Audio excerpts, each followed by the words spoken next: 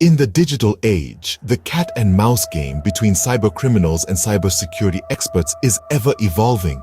Enter ethical hacking, a proactive approach to safeguarding our online universe.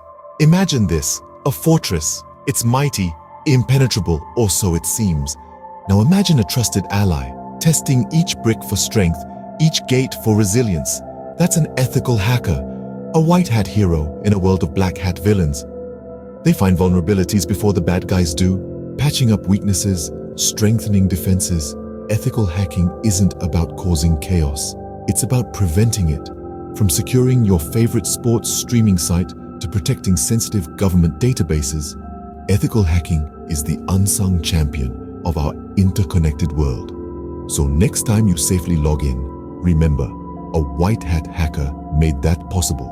In a world where cyber threats are as real as they are invisible, ethical hacking is our digital knight in shining armor.